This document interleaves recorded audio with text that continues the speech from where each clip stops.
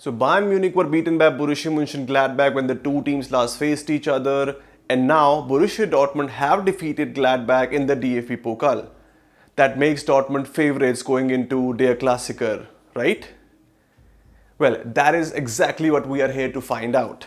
Hey guys, welcome to Ballboard and Bundesliga. We are heading into the German Classico where the league's record champions Bayern Munich will face traditionally their biggest challengers Borussia Dortmund at the Allianz Arena.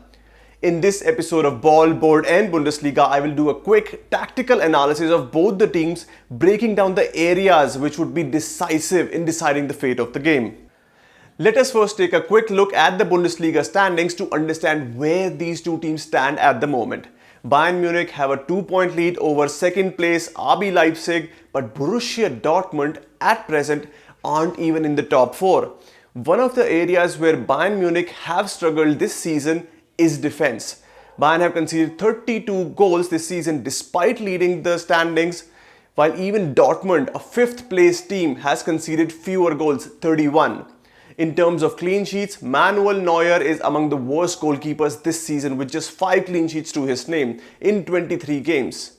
Borussia Dortmund, who have rotated Roman Bürki and Marvin Hitz this season, have a total of 8 clean sheets, 4 to each goalkeeper.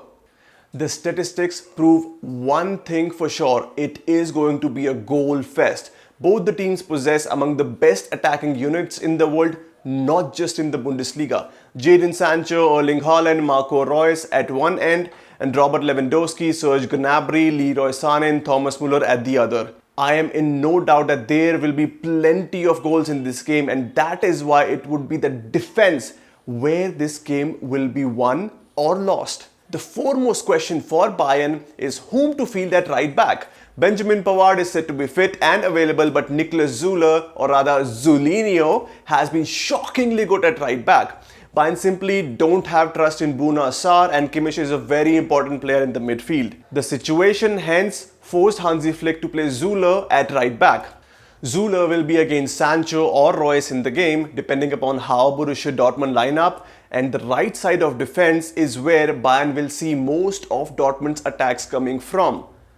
As things stand at the moment, I feel Süle will get the nod over Pavard, who will be on the bench. Much like Bayern's right side of the defense is expected to be targeted by Borussia Dortmund, the Bavarians will be keen to exploit the left side of Dortmund's defense. Rafael Guerreiro, who by the way is a brilliant player, isn't the best fit as left back as much as he is as a left wing back. Though I strongly feel Dortmund could play a back 3 against Bayern, Guerreiro is surely in for one of his toughest games yet, as Leroy Sané seems to be in top form. Sané, in all likeliness, will start as the right winger, and his pace and trickery will be prominently used by Bayern against a defensively fragile Guerreiro. The two opposite flanks remain the biggest weaknesses for both these sides, but that isn't all. Erling Haaland, much like Lewandowski, is in the form of his life. He has been dropping deep to organize play for Dortmund and unleash the likes of Sancho and Reus. Haaland is also a master when it comes to running off the shoulders of defenders, something that he has displayed quite remarkably in Dortmund's DFB Pokal win over Gladbach. Mats Hummels and Emre Can, both of whom are former Bayern players, know very well the sort of high line Hansi Flick likes his side to play. One ball from Hummels or Can to Haaland and Bayern simply do not have the pace at the back to deal with the Norwegian striker. Jerome Boateng and David Alaba would really need to be at their best in terms of coordination if they are to deal with the Haaland threat. The one area where Bayern probably have the upper hand over Dortmund in the game is midfield, including Thomas Muller. Joshua Kimmich and Leon Goretzka, on the other hand, have already been brilliant together in the double pivot.